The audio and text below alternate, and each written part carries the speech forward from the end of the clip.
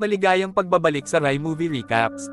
Narito na naman po tayo para sa isa na namang magandang palabas na pinamagatang Welcome to Eden na napalabas noong 2022. Ito ay karugtong lamang ng nakaraan nating recap. Kaya't ano pa ang ating hinihintay? Sit back, enjoy and relax, love you. Sa simula ng pangalawang bahagi ng palabas, may isang flashback tayong nakita sa mga pangyayari na nagdulot sa pagkamatay ni Judith. Nakikita natin na hindi pala siya umalis sa isla gaya ng ating dati pinaniniwalaan kundi dinukot siya ni Orson at ng tagapagpapatupad ng kulto na si Brenda. Si Judith ay nagmamakaawa sa kanila at lumuhad ngunit ang kanyang mga pakiusap ay hindi nila pinansin ang mga sigaw niya at mabilis na isinaksak ni Brenda ang isang metal na bagay sa ulo niya. Balik sa kasalukuyan, si Zoe ay nagdadalamati para sa kanyang kaibigan pagkatapos malaman ang pagpanaw ni Judith at siya ay naglalagi lamang ng ilang araw sa kanyang kama. Gayunpaman, ng gabi na iyon, may mapanganib na bagyo na sumiklab, kaya naman ang lahat ng mga naninirahan sa isla, kasama si Zoe, ay nagsama-sama sa sentral na modol ng isla para doon magdamayan. Sa kabutihang palad, karamihan sa mga taga-isla ay nakarating sa modol bago dumating ang bagyo.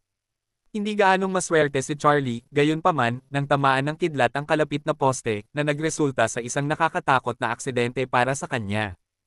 Ang tindi ng bagyo ng enerhiya ay nagtulak sa kanya pabalik, sanhi ng pagkabasag ng kanyang mga tadyang. Dala ang sugat, agad na dinala si Charlie sa klinikang nasa isla at mabilis na inasikaso ng isang doktor. Swerte naman at hindi siya labis na nasugatan, subalit siya ay kinailangan pa ring tanggapin sa ospital. Samantala, sa pangunahing modulong itinatayo, nakilala ni Zoe at naging kaibigan ang isa sa mga lokal na pinangalanang Belle. Habang nag-uusap ang dalawa tungkol sa isla at kung paano ito gumagana, unti-unting ibinunyag ni Belle ang isa sa mga salitang kodigo para sa kulto na tinatawag na link. Ipinapaliwanag niya na bawat isa sa mga bagong iniimbita ay may itinakdang partikular na lokal, kilala rin bilang link, upang sila'y maimpluwensyahan at madala sa kulto. Inilantad ni Belle na si Nico ang link ni Zoe at nagbabala na itong manatili malayo sa kanya. Lubos na naguguluhan si Zoe sa pag-aalala at ito ay nagpapalalim pa sa kanyang pagduda sa mga katutubo. Lumapit siya kay Nico at binaon siyang nagmamanipula sa kanya matapos na magkaroon ng pagkabigo. Isang malaking pagkakagulat ang naramdaman ni Nico at agad na inakalang may isang lokal na nagbunyag ng lihim ng isla, ngunit itinutol pa rin niya ang mga alegasyon ni Zoe. Mga sandali pa, lumabas si Nico mula sa module at bumisita kay Astrid upang ipaalam sa kanya ang kanyang mga bagong natuklasan. Sa kanilang usapan, natuklasan natin na ang mga mataas na opisyal sa isla ang nag-organisa ng pagkamatay ni Judith at nagplano na makita ni Zoe ang bangkay nito. Lahat ay bahagi ng kanilang hakbang upang takutin siya na sumunod. Gayunpaman, ipinakita ni Nico na nagkaroon ng kamalian ang kanilang plano dahil ang pagtuklas ni Zoe sa pagkamatay ni Judith ay lalo lamang nagpahaba ng kanyang pagiging matigas at pagnanasa sa paghihiganti. Sa marinig ito, napagpasyahan ni Astrid na si Zoe ay sobrang mapanghimagsik at nagdesisyon na alisin siya. Iniutos niya sa pangunahing bantay ng isla, si Ulysses, na dalhin si Zoe sa kanilang bodega, at ilang minuto lang, dumating ito kasama siya. Agad na inutos ni Astrid kay Brenda na patayin siya. Gayunpaman, bago pa man magampanan ng tagapagbitay ang pagigib ng gatilyo sa kanyang kasangkapan ng pagpatay, si Zoe ay humihingi ng tawad at nangako na mananatili sa isla magpakailanman. Tinabihan si Brenda na humiwalay habang si Astrid, na labis na natutuwa sa pagbabago ng kanyang ugali, ay nagpasyang bigyan siya ng isa pang pagkakataon. Napapawi ang takot ni Zoe dito at sa huli, bumalik siya sa sentral na module. Mabilis niyang natutunan na sinabi ni Nico kay Astrid ang tungkol sa kanya roon. Ito ay nagpapakulo sa kanyang galit at nagdulot ng main-itang pag-aaway sa kanilang dalawa. Sa gabi na iyon, isang galit na Zoe ang nag-aabang na ang lahat ay makatulog at sinusubukang patayin si Nico gamit ang isang screwdriver sa gitna ng gabi. Ngunit bago niya matapos ang gawain, dumating ang kanyang roommate na si Claudia at siya na mismo ang nagpigil sa kanya. Si Micah, ang punong inspector ng kulto, ay bumisita kay Charlie sa ospital sa kabilang dulo ng isla. Agad silang nagkakasundo pagkakita at iniimbita si Charlie ni Micah sa kanyang tahanan. Masigasig na tinanggap ni Charlie ang imbitasyon niya at nagkaroon ng masidhing gabi ang magkasama sa loob ng apartment na nagdulot ng mga damdamin para sa isa't isa. Kinabukasan, bumalik sina Zoe at Claudia sa kanilang mga kwarto at nagkaroon ng masayang usapan. Inilahad ni Claudia na ang kanyang nobyo sa matagal na panahon ay sumubok na tumakas ngunit nahuli at pinatay ng mga mataas na tauhan ng isla. Gayunpaman, matigas pa rin ang loob niya na umalis sa isla at ibinahagi ang plano kay Zoe. Tila ba may bagong batch ng mga baguhan na dala-dala sa isla tuwing ilang linggo sa pamamagitan ng bangka. Kapag naibaba na ang mga bagong imbitado, ang bangka ay bumabalik sa kalupaan. Kaya't iniisip ni Claudia na sumakay sa bangka nang hindi nagdudulot ng suspecha para makumplito ang kanyang pag-alis. Ang maayos na pinag-isipang estratehiya ay hinangaan ni Zoa na pinag-iisipan ng sumali. Mamaya sa araw na iyon, nakipagkita si Zoa kina Charlie at Ibon at ibinulgar ang lahat ng lihim ng isla sa kanila. Ang dalawang lalaki ay labis na lugmok sa narinig na balita at agad na nagpasya na umalis sa isla sa lalong madaling panahon. Nang marinig ito, sinabi ni Zoe sa kanila ang plano ni Claudia, at pumayag ang tatlo na sumama sa kanya sa pagtakas. Kinabukasan, nagplano sina Astrid at ang kanyang asawang si Eric ng isang beach party kinabukasan para ipagdiwang ang anibersaryo ng kanilang kasal. Habang nagpapatuloy ang selebrasyon, tinawag ni Eric si Astrid sa entablado at nagpahayag ng kanyang walang pag-aalinlangang pagmamahal sa kanya sa pamamagitan ng isang makabuluhang talumpati. Ngunit sa malungkot na paraan, ang kanyang sinserong talumpati ay naputol ng isang hindi awtorisadong gumamit ay nagtangka na sumalakay sa seguridad ng isla at nagpost ng nakakabahalang banta ng kamatayan para kay Astrid. Sa harap nito, agad na pinatigil ang party, at tinawag ang komite ng isla upang talakayin ang isyu. Tim Micah, na ang tagapamahala ng teknolohiya, ay nagpapaliwanag na ang hacker ay may angking galing na kasanayan at hindi madaling mahanap.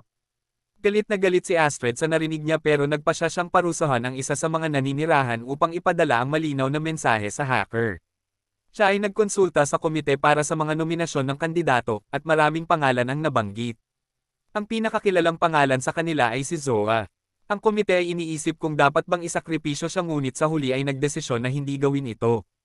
Sa huli, ang pangalan ni Claudia ay nabanggit sapagkat may mga hinala ang board na siya ay nagkaroon ng pagka-vengeful dahil sa kamatayan ng kanyang kasintahan. Patuloy na pinag-uusapan ito ng mga mataas na opisyal at sa huli ay napagpasyahan na siyang patayin. Kinabukasan, dumating sina Orson at Brenda sa apartment ni Zoe at dinala si Claudia sa kustodiya. Nararamdaman ni Zoe na may hindi tama at sinusubukan niyang ipagtanggol si Claudia. Gayunpaman, agad na pinatahimik siya ng mapanganib na duo at kinuha si Claudia habang ang iba pang miyembro ng kulto ay nanunood na walang magawa. Magkasama, ang tatlong ito ay pumunta sa isang isoladong bahagi ng isla. Dito, kinailan ni Brenda ang kanyang mapanganib na sandata at, sa kanyang karakteristikong paraan, ginamit ito upang tumago sa ulo ni Claudia. At agad itong pumatay sa kanya sa isang iglap. Samantala, ang mga operasyon ng paghahanap para sa mga nawawalang bagong dating ay mas pinalakas sa lungsod. Nang malaman ng ama ni Ibon, siya ay nag-upa ng isang pribadong investigador upang hanapin ang kanyang anak matapos tanggapin ang mga misteryosong mensahe mula sa isang impostor na nagpapanggap na si Ibon. Agad na nagsimula ang investigador sa kanyang trabaho at nagtala ng listahan ng mga taong nawawala sa mga oras na malapit sa pagkawala ni Ibon.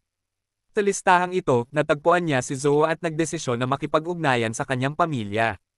Sa kabilang dako ng lungsod, binisita ni Gabi, ang kapatid ni Zoe, si David para sa unang pagkakataon at natuklasan ang higit patungkol sa mga gawain ng negosyo ng kanyang kapatid at ang paglalakbay na nagresulta sa kanyang pagkawala.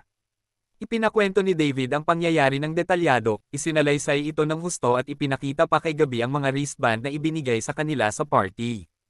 Si Gabi na mapagtanong ay hawak ang wristband at hindi alam ng dalawa, pinaandar ang senyales na nagbibigay alarma sa mga opisyal ng isla. Sa huli, pinasalamatan ni Gabi si David sa kanyang tulong at nagbalik na sa kanilang tahanan. Sa gabi ring iyon, si Gabi ay atakihin at maging bihag ng mga opisyal mula sa labas ng isla. Siya ay dinala sa isang bodega kung saan siya tinanong tungkol sa signal mula sa wristband. Una, nanatiling tikom ang bibig ni Daniel at tumanggi siyang sumagot sa kanilang mga tanong. Gayunpaman, sa huli ay sumunod na rin siya sa kanilang mga hiling at inamin ang lahat ng ang mga ahente ay nagbanta na papatayin ang kanyang ina. Ipinabahagi niya sa kanilang lahat tungkol kay Gabi at sa kanyang misyon na hanapin ang kanyang kapatid. Nasisiyahan ng mga ahente sa kanyang mga sagot ngunit pinatay pa rin siya. Ang sumunod na eksena ay nagpapakita ng isang mahirap na seremonya ng pagtanggap na kailangang pagdaanan nina Africa, Ibon, Charlie, at Zoe. Ang apat na inimbitahang tao ay pumalit-palit na lumalakad sa gitna ng mainit na uling gamit ang kanilang mga paa. Sa dulo ng daan, hinahawakan nila ang isang pendant na nagpapatunay ng kanilang pagiging miyembro na inisean sa kulto. Ang ritual ay napakahalayang masakit at nag-iiwan ng mga pinsalang grabe sa kanilang katawan. Swerte at nagtagumpay sila sa gawain at bawat isa sa kanila ay binigyan ng tato ng isang bituin, na nagpapahiwatig na sila ay huling naging bahagi na ng kulto. Ang bilang ng mga tato ng bituin sa bawat katutubo ay ipinakita pagkatapos upang ipakita ang sistema ng hierarkiya ng isla. Ang may 2 bituin sa kanilang tato ay nangangahulugang may pwesto sila sa komite, samantalang ang may 3 bituin ay reserbado para sa mga leader ng kulto. Sa seremonya ng pag-aanunsyo, binigyan si Ulysses ng tato na may 3 bituin at sumali siya kina Astrid at Eric bilang mga pinakamataas na miyembro ng komunidad. Ilang araw pagkatapos, ang mga bagong miyembro ay nakikisama sa kanilang buhay sa isla at si Zoe ay lalong nagiging malapit kay Belle. Isang hapon, ibinunyag ni Belle kay Zoe na siya ang nangunguna sa isang umuusbong na grupo ng rebeldeng layunin ay patalsikin ang mga awtoridad ng kulto. Inihiling ni Belle kay Zoe na sumali sa kanilang layunin, ngunit ang baguhan ay magalang na tumanggi at ibinahagi ang kanyang mga plano na makatakas. Sumasang-ayon si Belle sa desisyon ni Zoe at pinapurihan ang kanyang tapang, ngunit nararanasan niya ang isang masamang pakiramdam tungkol sa mga plano ng pagtakas ni Zoe. Sa gabi na iyon, isang taong may suot na maskara ang pumasok sa tirahan ni Astrid at Eric gamit ang ninakaw na keycard at atakihin ang magkasintahan habang natutulog. Tinakpan nito ang bibig ni Astrid at sinubukang tumusok sa kanya ng kutsilyo, ngunit nagising si Eric dahil sa kanyang mga sigaw, at napigilan ang atake ng magnanakaw. Isinagad ng taong nakamaskara ang kanyang kutsilyo na magdulot sana ng kamatayan kay Eric, ngunit agad itong umabot sa isang labanan. Nakakuha ng pinal na hawak ang magnanakaw at napapadapin niya si Eric sa sahig. Bago niya maipahayag ang huling saksak, bigla na lang dumating si Astrid at pumalo sa kanya. Subalit hindi ito gaanong naging epektibo, yamang mabilis na nadominahan ng magnanakaw siya at inihulog ang kanyang patalim sa tiyan ni Eric bago agad itong tumakas. Nagmamadali si Astrid patungo kay Eric para tulungan siyang magtanggol at nagdesisyon na dalhin siya sa ospital. Gayunpaman, nagpasya silang huwag gamitin ang klinika sa gitna ng isla dahil ang balita ng atake ay magdudulot ng kaguluhan sa komunidad. Kaya ay nagmadali sila papunta sa liblib na bahagi ng isla kung saan nakatira ang batang si Isaac at humingi ng tulong mula dito. Agad na inaalagaan ni Isaac si Eric at tinutugunan ang kanyang mga sugat. Ang batang lalaki ay magaling na sinulid ang sugat niya na parang propesyonal at inalagaan siya hanggang sa magaling. Sa sumunod na eksena, tinawag ni Astrid ang komite para sa isang pagpupulong ngunit hindi niya binanggit ang pangyayaring nangyari noong gabi bago ito. Sa halip, ipinaalam niya sa kanila na may bagong grupo ng mga inimbite na darating sa isla para sa paparating na proseso ng pag-hire. Bawat miyembro ng komite ay binigyan ng responsibilidad na pamunuan ang iba't ibang departamento upang tiyakin ang tagumpay ng proseso. Matapos ang pulong, ang mga delegado ay nagkakalat at ipinaabot ang impormasyon sa iba pang mga lokal. Sa pagkabalita nito, agad na nauunawaan ni Charlie at Zoe na dumating na ang kanilang matagal nang hinihintay na pagkakataon para makatakas. Agad na nagsimulang gumawa ng plano ang magkasamang duo para sa kanilang pagtakas. Gayunpaman, maikli lamang ang kanilang pag-asa nang italaga sila ni Ulysses na magtrabaho sa party. Sa kanilang pagkatutong ito, naisip nila na sila'y bantay ang buong gabi at hindi magkakaroon ng pagkakataon na makatakas. Ang balitang ito ay lubos na ikinagalit ni Zoe na nagtulak sa kanya na magnakaw ng sasakyan at magmaneho patungo sa mga baybayin ng isla. Doon, siya ay nagtagpo kay Belle at ipinaliwanag ang kanyang kalagayan sa kanya. Iniaalok ni Belle na gumawa ng kalituhan sa party upang tulungan siyang makatakas mula roon sa awa.